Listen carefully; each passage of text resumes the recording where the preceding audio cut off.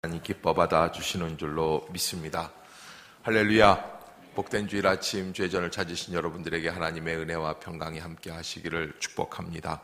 옆에 분들 한번 바라보고 인사 나눴으면 좋겠습니다. 잘 오셨습니다. 하나님은 당신을 사랑하십니다. 오늘 시온 성가대 찬양이 연이날과 조금 더 다른 아주 그냥 가슴 뿌듯하게 다가오는 찬양이었죠. 저만 그런 거예요? 네.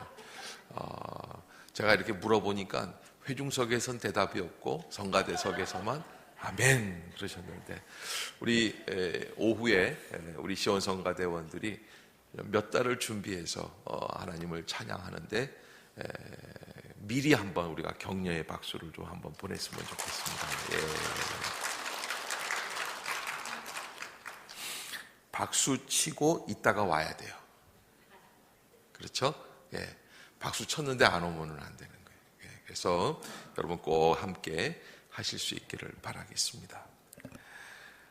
뉴욕에 현대미술관이라고 하는 그 박물관이 있는데, 거기에 소장되어 있는 그림 가운데에는 별이 빛나는 밤이다라는 제목을 가진 그림이 하나 있습니다.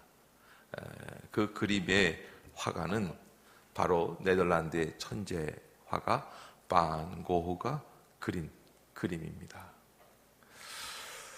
그는 밤하늘에 빛나는 별들의 모습을 그려 놓았습니다. 이렇게 마을을 굽어보면서 저쪽 언덕에 있는 창가에서 그 마을에 있는 그 모양을 이렇게 바라보고 있는데, 이 화폭에 아마 여러분들 다 보셨을 거예요. 그런데 그 제목을 몰라서 그러시죠. 이 옆에는 사이프러스라고 하는 나무가 느티나무 같이 이렇게 쫙 올라가 있고, 그리고 저 하늘에 캄캄한데 하얀 불빛들이, 별빛들이 이렇게 땅을 비추고 있는 그런 그림입니다. 여러분, 그 고흐가 그 그림을 그린 시기는 사실은 고흐에게 있어서는 굉장히 어려웠던 그런 어둠의 캄캄한 밤하늘 같은 시기였다. 그래서 여러분 아마 그림 중에 이런 그림이 있을 거예요. 자화상을 화가들이 그렸는데 이 한쪽 귀를 이렇게 붕대로 이렇게 쌌어요. 그리고 이제 파이프를 물고 있는 그게 고흐예요. 고흐. 왜 한쪽 귀를 잘랐냐면 친구 고갱이라고 하는, 또 그 사람도 천재적인 작가죠. 싸우고 화해가 안 되는 거예요. 그래서 막 분이 나가지고, 그래서 이걸 어떻게 풀 데가 없어서, 그래서 이 몸을 파는 여인의 집에 가가지고 그 여인에게 성관계를 하려고 하는 게 아니라 자기의 지금 마음을 털어놓을 사람이 없는 거예요. 그래서 그 사람을 찾아가가지고 얘기하면서 막 화가 나니까 거기에서 귀를 잘랐대요. 아마 고갱에게 이 이야기를 앞으로는 더 이상 듣지 않겠다 뭐 그랬는지 그래서 잘랐어요. 저는 그 확실한 이유는 모르겠지만 화가 나니까 귀를 잘랐어요. 그런데 여러분, 그렇게 캄캄하고 외로운 절망적인 시기인데, 그래서 마지막 이 고흐가 죽기 전에 한 1년 동안 정신병원에 요양하고 있었습니다. 그런데 그 요양하고 있는 한 15개월 사이에 그림을 150점 가까이 그릴 수 있었습니다. 그런데 여러분, 저는 왜 고흐가 어떤 작품 활동을 했고 그 사람의 인상파거든요. 그 신인상주의 화가의 기법이 어떻고 뭐 이런 얘기를 하려고 하는 게 아니에요. 단순한 이야기예요. 그 캄캄한 시기에 고흐가 어떻게 그림을 150점 가까이 남길 수 있었을까? 그는 그 별이 빛나는 밤이라고 하는 작품 속에서 무엇을 보고 있냐면 그 캄캄한 어두움을 비춰주고 있는 뭘 봤을까요? 별을 보고 있었어요. 고흐에게 있어서 별은 굉장한 의미였습니다. 그래서 이런 이야기를 해요. 별을 바라보는 것은 언제나 나를 꿈꾸게 한다. 지금 자기 모습은 친구에게 배반당한 아주 쓰라린 상처를 가지고 비참한, 여러분 친구와 말을 통하지가 않게 되었을 때 그만큼 복잡한 일이 없어요. 차라리 부부간의 싸움은 참을만 해요. 그런데 친구가 없다는 것만큼 외로운 거는 없을 거예요. 그런데 고흐가 그러면서 그 와중에 별을 바라보고 있어요. 그러면서 이런 이야기를 하는 거죠. 별을 바라보는 것은 언제나 나를 꿈꾸게 한다. 나도 언젠가는 저 밤하늘의 별처럼 저 친구 고갱은 나를 몰라주고 나를 미쳤다고 외도를 하고 그리고 나를 버리고 배신하고 갔지만 나도 언젠가는 저 밤하늘의 별처럼 반짝이는 존재가 되겠지. 여러분, 별을 바라보고 있는, 근데 사실은 그 그림을 그리는 날, 그 그림을 그리는 영감을 얻은 날이 친구와 동생한테 쓴 편지에 보면은 새벽까지 잠을 못 이루는 거예요.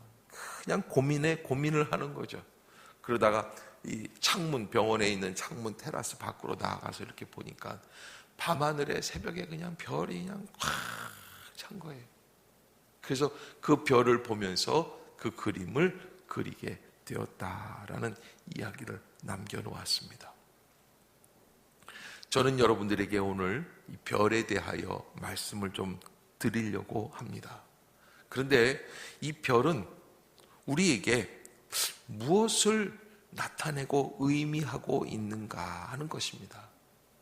저는 오늘 이 본문을 통해서 하나님께서 별을 통하여 우리에게 어떤 생각을 주시고 어떤 의미를 갖게 하시는가. 우리가 오늘 아기 예수 탄생, 이제 며칠 전입니까? 4일 전입니다. 마지막 대강절 4번째 주일을 지내면서 어떻게 우리는 이 시기를 지내야 될 것인가 하는 생각을 함께 나누어 볼 수 있기를 바랍니다. 자, 밤이 우리에게 주는 것은 즐거움이나 희망이라고 하는, 여러분 밤이 어두움이, 그래서 이 밤이나 어두움을 뭐라고 이야기하냐면 흑암이라고 말합니다. 흑암을 좋아하는 사람은 이 땅 위에 아무도 없습니다. 흑암은 우리를 방황하게 하고 헤매이게 하는 존재일 뿐입니다. 그런데 그 밤에 우리가 할 수 있는 것이 있는데 바로 그 흑암 속에도 별은 빛나고 있다고 하는 사실입니다. 그래서 그 별을 바라보는 거예요. 여러분, 우리는 그 별까지 이룰 수는 없어요. 도달할 수는 없어요. 그러나 별은 도착하려고 도달하려고 애쓰는 존재가 아니라 어떻게 해야지 되는 존재입니까? 우리가 바라보는 존재예요. 그 별을 바라보고 있으면 새로운 역사를 창조해 나갈 수 있는 힘을 얻을 수 있다고 하는 사실이죠. 그래서 그 별을 바라보고 별이 주는 무한한 소망의 이야기들을 우리가 담아내게 될 때, 그때 하나님의 소망을 우리가 감당하게 되는 줄로 믿습니다. 2000년 전 하나님께서 예수 그리스도를 이 땅에 보내실 때 그 소식을 알고 찾아오는 첫 번째 초대 손님을 정하셨어요. 그 첫 번째 손님이 누굽니까? 바로 페르시아의 점성가들입니다. 이 동방박사라고 이야기를 하죠. 여러분, 이 동방박사의 출현은 요즘 젊은 애들이 이런 얘기 하잖아요. 아주 생뚱맞다 그런 얘기를 해요. 그게 무슨 얘기예요? 생뚱맞다는 얘기가 엉뚱하다는 거예요. 낯설다는 거예요. 좀 어울리지 못한다는 거예요. 그런데 맞아요. 동방박사의 출현은 우리는 2000년 동안 이 얘기를 전해 들었기 때문에 크리스마스 하면 누가 나타나요? 동방박사가 나타나는 거예요. 낙타를 끌고 세 사람이서 오는 거죠. 그런데 사실은 이스라엘 사람들에게 있어서는 매우 부끄럽기도 하고 매우 낯설은 풍경이 동방박사의 출현입니다. 하나님이 왜 그들을 선택하시고 그들을 별을 통해서 불러주셨을까? 여러분, 당시의 이스라엘 사람들 중에는 아기 예수의 탄생을 축하할 하객이 한 사람도 없었다는 말입니까? 하나님의 눈에 차는 사람이 없었다는 이야기예요. 아기 예수님의 탄생의 그 잔치에, 그 출생하는 그 자리에 누가 좀 왔으면 좋을까? 우리나라는 옛날부터 아기가 태어나면 밖에다가 무슨 줄을 칩니까? 그 금줄이라고 그래요. 그래서 숯하고 그 다음에 남자애가 태어나면 꽃줄을 이렇게 새끼에다가 이렇게 껴가지고서는 우리 애는 아기가 태어났습니다. 이렇게 금줄을 칩니다. 그러면 보통 연희 사람들은 어떻게 합니까? 그 집에 들어갈 수 없게 되는 거예요. 왜? 함부로 오지 말아라. 부정탄다는 거예요. 그런데 여러분, 하나님께서는 아무도 초대하지 않으시고 누구를 불러주시냐면 동방 박사들을 초대해 주시는 거예요. 여러분, 동방 박사 그러면 옥스퍼드 대학에서 박사학위를 받은 분들이 아닙니다. 하버드에서 박사학위를 받은 분들이 아닙니다. 여러분, 이 동방 박사를 뜻하는 이 호칭이 영어로 매기 그래요. 매기. 이 매기라고 하는 뜻은 이 매직이라고 하는 마술을 뜻하는 이야기를 하는 거예요. 그래서 매지션이라고 하는 게 여기서 나왔는데, 페르시아의 동방 박사들은 점성술사, 점쟁이들이었다. 여러분, 이상하지 않아요? 하나님이 점쟁이를 좋아하시는 겁니까? 여러분, 우리가 점을 치는 게 됩니까? 그런데 하나님은 참 희한하게 그들을 선택해서 아기 예수의 탄생의 첫 번 자리에 오게 하셨어요. 여러분, 동방 박사들이 걸어온 길을 추정을 해보면 약 성서학자들이 얘기하는데 1600km 1600km 하면은 서울과 부산을 몇 번 왔다 갔다 해야 돼요. 한 4번 정도 왔다 갔다 하는 그런 길이라고 말할 수 있습니다. 그래서 이 1600km 정도 되는 그 거리이기 때문에 사막을 또 건너야 되고 그런 길이기 때문에 2달 정도 여행을 해서 찾아오게 되었다는 이야기입니다. 그러면 하나님께서 왜 동방 박사들을 굳이 선택을 하셔서 그들로 말미암아 아기 예수의 탄생의 자리에 첫 번째, 그래서 수없이 많은 사람들이, 다른 사람들은 몰라도 동방 박사는 아는 거예요. 왜 그렇게 만드셨을까? 여러분, 그 사람들은 무엇을 바라보는 사람들이에요? 별을 바라보는 사람들. 이 별을 바라보려면 어디를 봐야 돼요? 하늘을 봐야 돼요? 땅을 봐야 돼요? 하늘을 바라봐야 돼요. 그런데 여러분, 그들은요, 별을 보려면 낮에 봐야지 돼요? 밤에 봐야지 돼요? 제가요, 연대, 친구가 있었는데 천문학과예요. 연대 가면은 큰 천체만환경이 그 학교 캠퍼스 안에 있어요. 그 천문학과 다니는 그 학생들한테 야, 너희들은 낮에는 별 볼 일이 없는 애들이다. 항상 그런 얘기를 했는데 안 웃기는가 봐요, 여러분들은요. 예, 굉장히 웃더라고요. 그래, 우리는 낮에는 별 볼 일이 없다 뭐 이러는데, 여러분, 이 사람들은요 언제 깨어 있습니까? 남들이 잠들어야 하는 밤에 깨어 있는 사람들. 어두운 밤.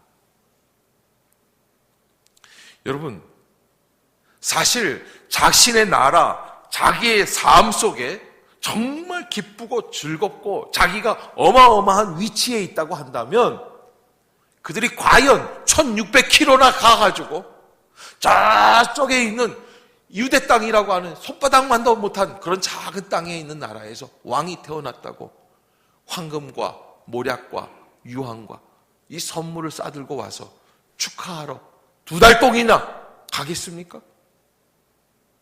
어림도 없어요.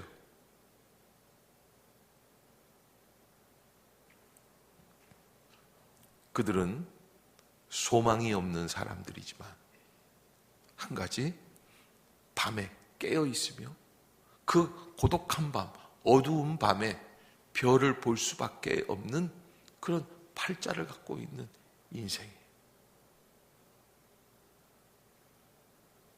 여러분, 하나님께서 이 땅에 아기 예수를 보내주시는 의미가 어디에 있습니까? 마치 길이 없고 절망뿐인 어두운 밤하늘과 같은 시기가 바로 2000년 전에 아기 예수께서 이 땅에 오시던 때의 상황이에요.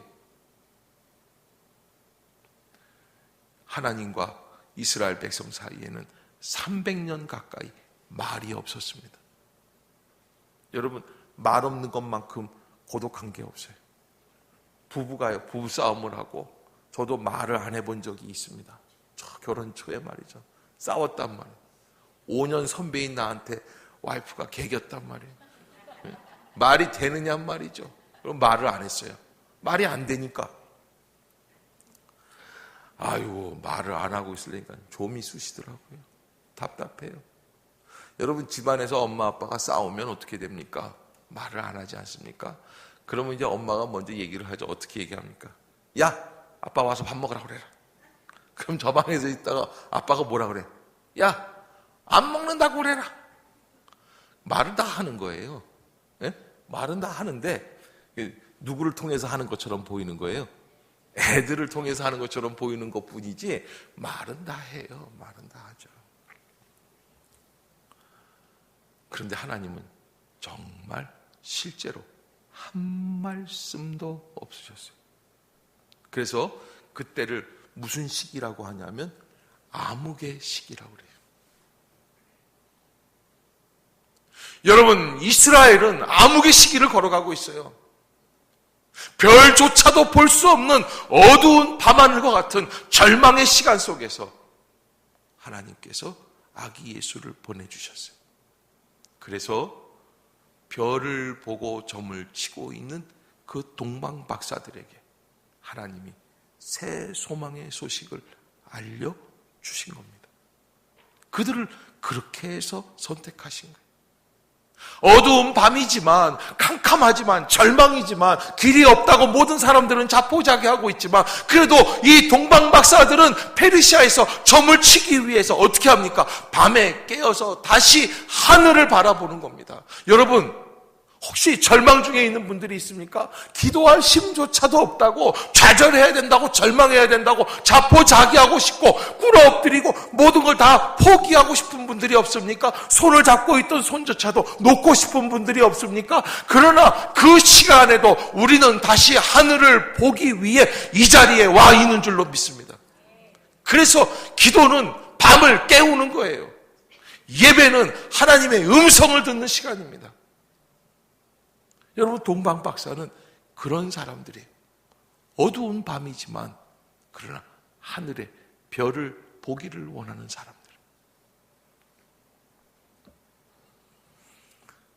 그런데 이 동방 박사들을 깊이 생각할 때 이 사람들은 어두운 밤에 그저 하늘만 바라보고 있는 그런 사람들일 뿐만 아니라 이 사람들은 몇 킬로를 걸어왔다고요?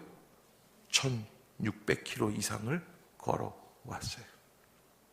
그래서 저는 이 동방 박사를 움직이게 한 이 별, 이거는 어떤 별이냐? 움직이게 하는 별이다. 이렇게 움직이게 하는 별이다. 여러분, 저는요 그런 게 있어요.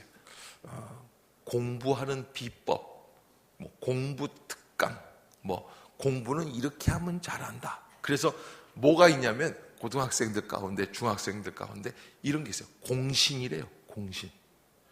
공부의 신이란 말이에요. 그래서 뭐 서울대 들어가고 어디 무슨 우리나라의 최고의 좋은 학교에 들어간 애들이 와서 특강을 해. 나는 이렇게 공부했다.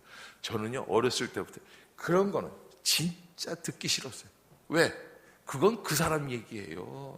그 얘기 암만 들어봐야 나한테는, 여러분, 그렇게 하고 그 얘기 듣고 와서 집에서 자면, 그럴 땐 자빠져 자면 그러면 그거 들은 강의한 게 보람이 있어요, 없어요?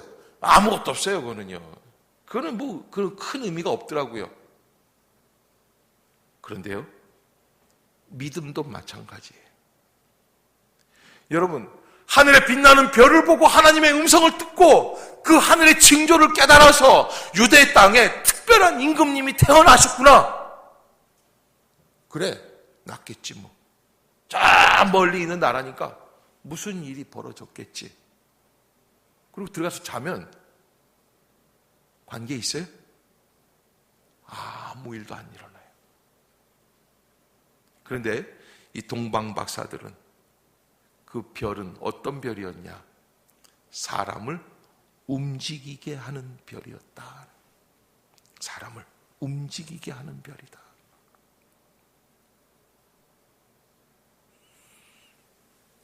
오늘 새벽에 골로새서 3장을 우리가 큐티를 했습니다. 오늘 새벽 기도만큼 또 아주 고요한 밤, 거룩한 밤이 없었던 것 같아요. 새벽에 나오니까 딱 세 분 계시더라고요. 예, 참 너무 은혜로웠습니다. 우리 셋이서 얼마나 깊은 은혜를 받았는지 아마 왔던 분만 알 거예요. 예. 여러분, 골로새서 3장에서 바울은 이런 얘기를 해요. 너희가 그리스도와 함께 다시 살리심을 받았으면. 이게 무슨 얘기냐면 너희가 구원 얻은 사람이 되었느냐, 그런 거예요.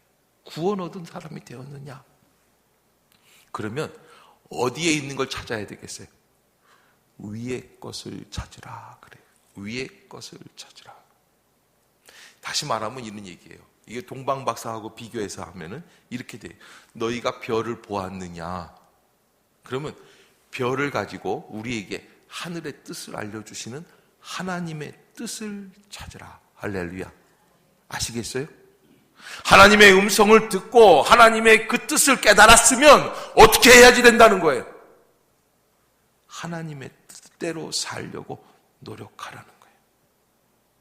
그래서 왜 이렇게 해야지 되느냐? 바울이 뭐라고 그러냐면 이는 너희가 죽은 사람이야.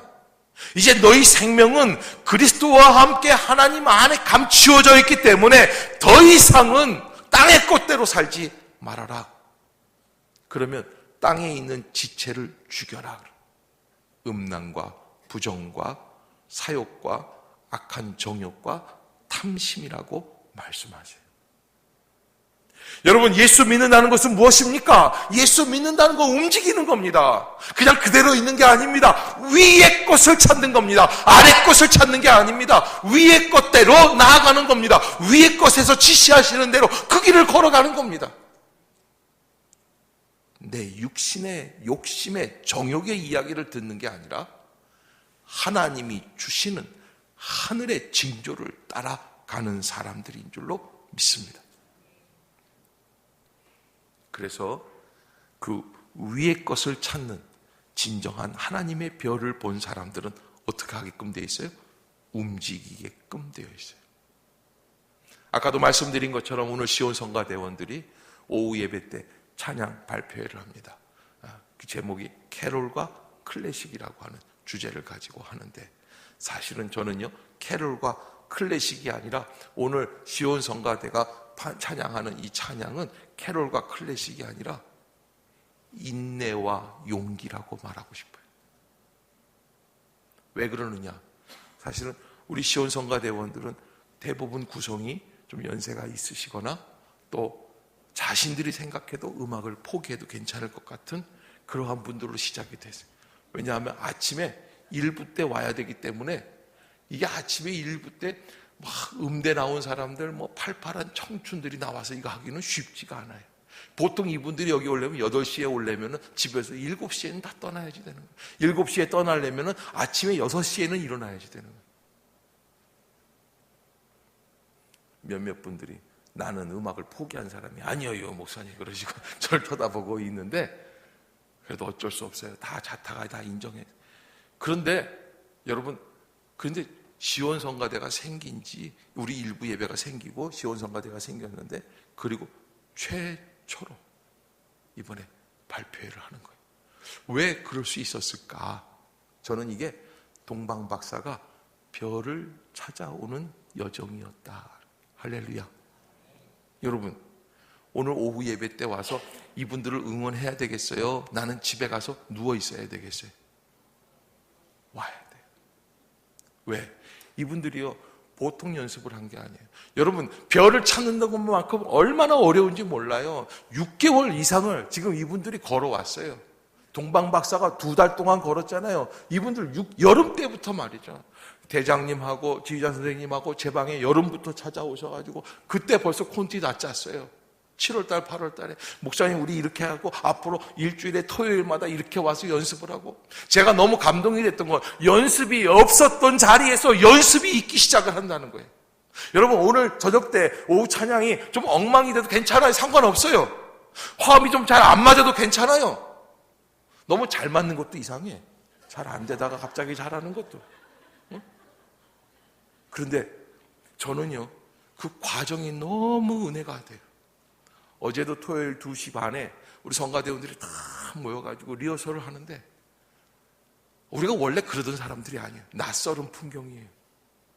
그 토요일 날 너무 소중한 시간인데 주님 앞에 나와서 주님을 위해서, 영광을 돌리기 위해서, 여러분, 본래 타고난 음악성이 있고 찬양을 잘하고 나는 정말 음악을 위해서 살고 죽을래 이런 사람들이 왔다 그러면 감동이 안 돼요. 할 수 없었던 사람들인데 변하여 위의 것을 찾기 위하여 나와서 주님 앞에 헌신하겠다고 하는데 이 감동이 안 되겠어요? 여러분, 별은, 하나님이 우리에게 보여주신 별은 움직이게 하는 별입니다. 가만히 있지 마십시오. 버릇대로 믿지 마십시오. 습관대로 믿지 마십시오. 변하여 새 사람으로 믿으실 수 있기를 주의 이름으로 축복합니다. 바뀌어야 합니다. 그것이 동방 박사들이 보았던 별입니다. 더 나아가서 이 별은요, 참 희한해요. 궁중에 척 들어갔어요. 왜 궁중에 들어갔을까요? 이렇게 답답할 때가 있어요. 제가 지금 여기서 13번째 크리스마스 설교를 하고 있어요. 유대 땅에 임금님이 새로 태어났으니까 당연히 이 동방 박사는 어디에 계실 거라고 생각을 하는 거예요. 궁전에 계실 거라고 헤롯 궁을 찾아간 거예요. 헤롯 왕궁을. 헤롯 궁전이 난리가 났습니다. 이 사람 본래 유대인이 아닙니다. 이 사람 이방인 출신 왕입니다. 로마한테 청탁을 해가지고 유대 왕으로 임명을 받은 사람입니다. 거기에서 권력을 잡고 있는 사람이에요. 그런데 자기 말고 또 누가 왕이 태어났다니까 난리가 났습니다.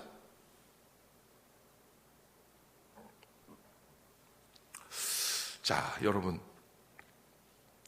궁전에 들어갔는데요, 궁전에서 사람들이 왕을 찾으니까 거기에 새로운 왕이 계십니까? 안 계십니까? 안 계세요. 그런데요, 참 재미있는 게 있어요. 어디에 계십니까? 물으니까 알아요? 몰라요? 몰라요? 알아요. 얼른 가서 성경을 가지고 와요. 그리고서는 그들이 척 알려줍니다. 자, 2장 6절 한번 같이 읽어봅시다. 이 성서학자들, 서기관들이 척 하고서는 가지고 옵니다. 6절 시작. 또 유대 땅 베들레헴아, 너는 유대 고을 중에서 가장 작지 아니하도다. 내게서 한 다스리는 자가 나와서 내 백성 이스라엘의 목자가 되리라 하였음이니이다. 고개 좀 들어보세요. 알아요? 몰라요? 다 알고 있어요. 여러분, 이 사람들이 어떤 사람들이에요? 믿는 방법은 알아. 제가요, 택시를 타면은 이제 전도를 좀 하거든요. 기사분들 중에 이런 분들이 있어요. 아, 목사님 되신다는 거예요. 목사님, 저요, 성경 2번 읽어봤어요. 여러분, 제일 무서운 사람들이요, 성경 1번 읽고 다 아는 것처럼 얘기하는 분들이에요. 저 다 알아요. 1번 읽는 것도 대단하긴 하지만 사실은 여러분, 성경을 읽다 보면은 성경은 몇 번 읽어야지 돼요? 끝없이 봐야 돼요. 한 번 보면 어떻게 되는 거예요? 제가 얼마 전에 성경을 1000번 읽으신 목사님을 만난 목사님을 내가 만났어요. 성경을, 그리고 그 목사님 나한테 와서, 이 목사, 내가 누굴 만났는데, 그래서 그 목사님은 성경을 몇 번? 나도 100독을 못했어요. 그런데 그분은 100독의 10배, 1000번을 읽었대. 예, 걸어다니는데 성경 자체야. 여러분, 그런데 몇 번 읽었다고? 한 번 읽었다고 다 안 돼. 그런데 여러분, 그 기사님의 문제가 뭐냐면, 아는데 믿는 거야, 안 믿는 거야? 안 믿는 게 문제예요. 왜? 믿으면 그대로 살아야 되는 거예요.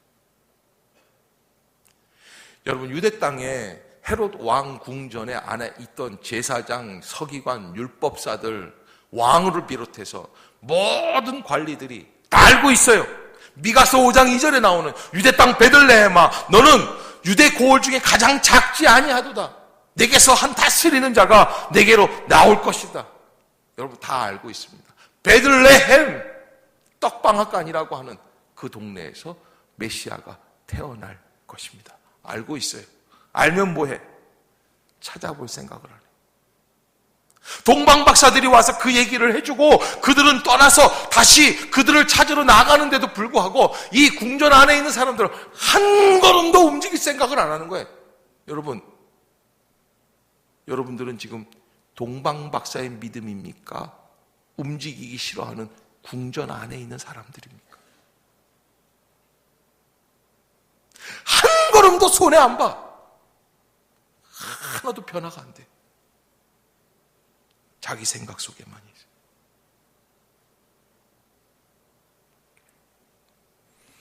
그 헤롯이라는 사람이 참 대단하고 음흉한 사람인데 이 사람 뭐라 그러는 줄 아세요? 동방박사를 불러가지고서는 너희들이 찾으면 나한테 알려주어라. 왕이 할 소리예요. 왕이 태어났다는데. 특공대를 조직을 해가지고 특별수사위원회를 조직을 해서 찾아보든지. 아무것도 움직이지 않는 거예요. 여러분, 그런 곳에서는요, 하나님의 별을, 하나님의 뜻을 찾을 수가 없어요. 그러면 어떻게 해야 됩니까? 여러분, 9절을 한번 같이 보겠습니다. 9절 시작. 박사들이 왕의 말을 듣고 갈새 동방에서 보던 그 별이 문득 앞서 인도하여 가다가 있는 곳 위에 머물러 서 있는지라. 아멘. 여러분, 별이 안 보였었어요. 궁전 안에 들어가는 순간 안 보였었어요. 그래서 묻는 거예요, 동방박사들이. 그런데요, 이 별이 언제 나타났다고요? 궁전 밖으로 나와서 다시 길을 가기 시작하니까 여기 뭐라 그러냐면요, 박사들이 왕의 말을 듣고 가는데 동방에서 보던 그 별이 문득 앞서서 인도하며 간다 그랬어요.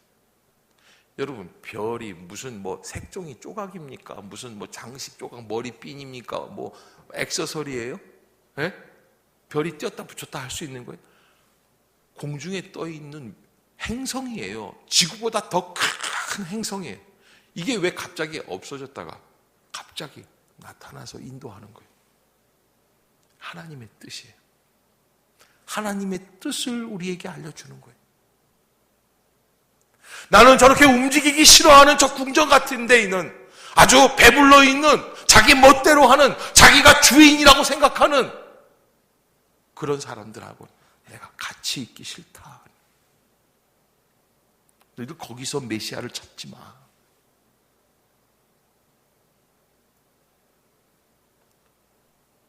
주인의식이 투철하면, 이번에 대한항공 그 경우를 보니까 주인의식이 투철하면 안 되겠더라고요.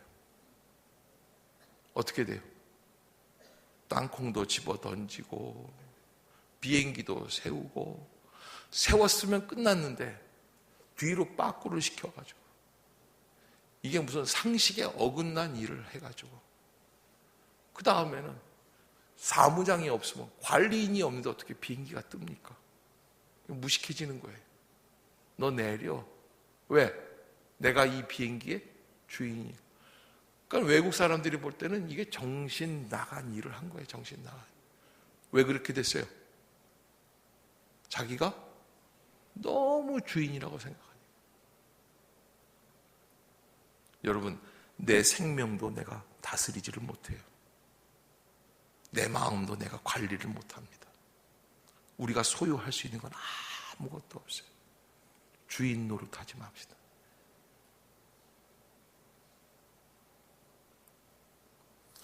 근데 더 놀라운 거는 이 별이 베들레헴 예수님이 계신 그 집으로 옮겨갔어요.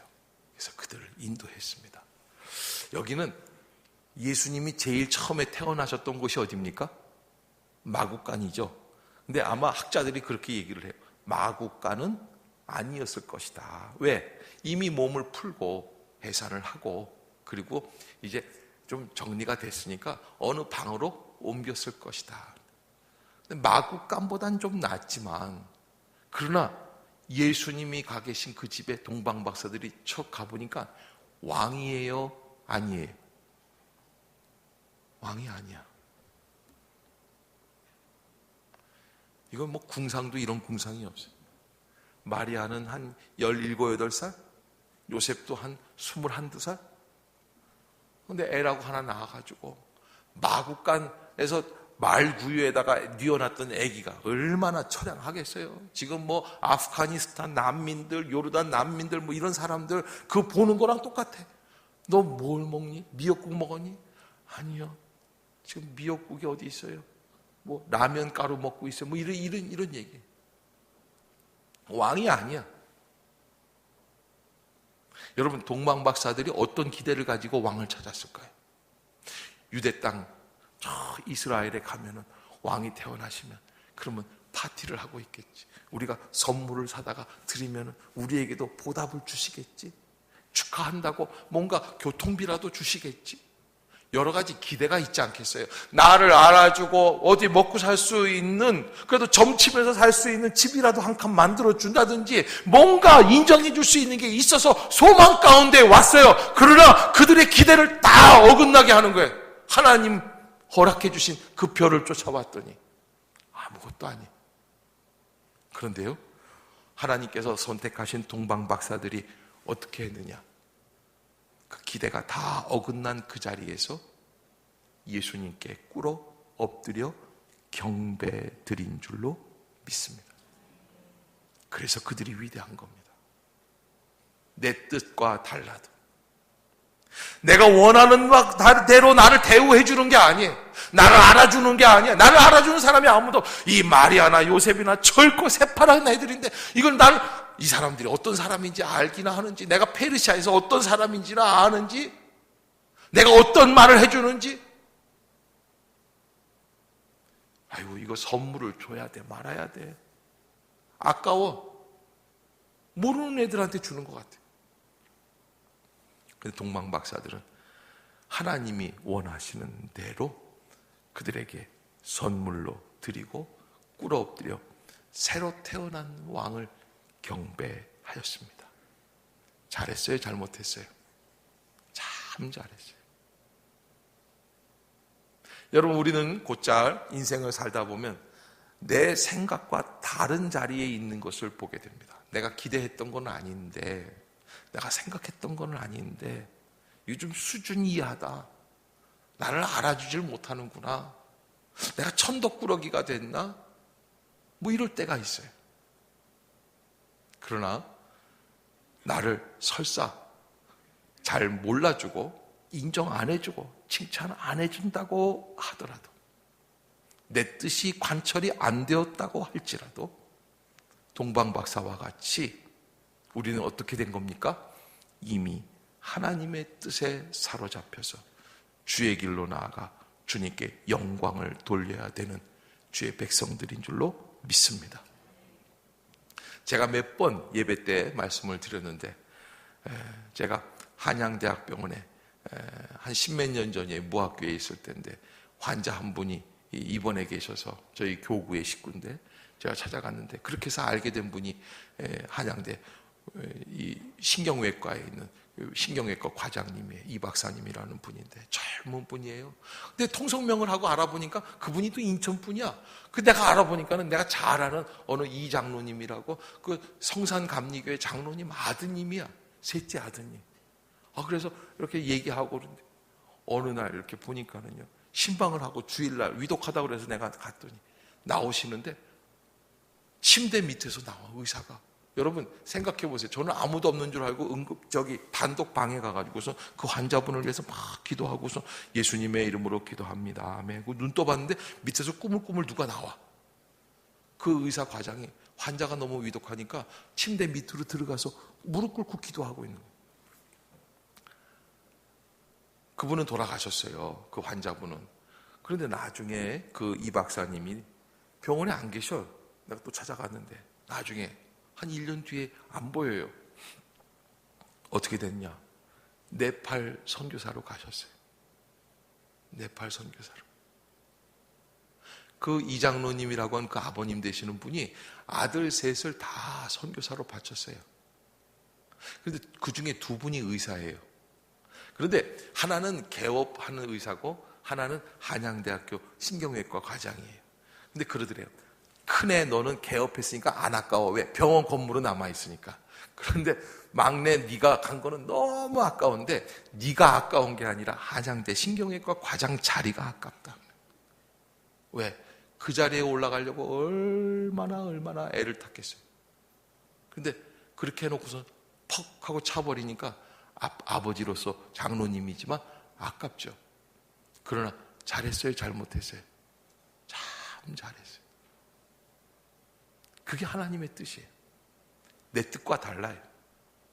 내가 이렇게 했으니까, 내가 어느 정도 있으니까 나 알아줘, 나 인정해줘, 나 이렇게 해야지 돼, 나는 하나님 앞에 이런 복을 받을 자격이 있어. 여러분, 이거는 크리스마스의 마음이 아니에요. 나를 알아주든지 알아주지 않든지. 여러분, 종을 치는 종지기가 시간을 알려줘야 되는데 시청에 있는 사람들이 칭찬을 해주면 치고 알아주지 않으면 안 치면 종이 울립니까, 안 울립니까? 변함없는 마음을 가지고 주의 일을 감당해서 오늘 동방박사 그들의 이름이 성경에 기록되어 있는 것처럼 하나님의 뜻을 나타낼 수 있는 귀한 크리스마스가 될 수 있기를 주의 이름으로 축복합니다. 기도하겠습니다. 사랑의 하나님 아버지,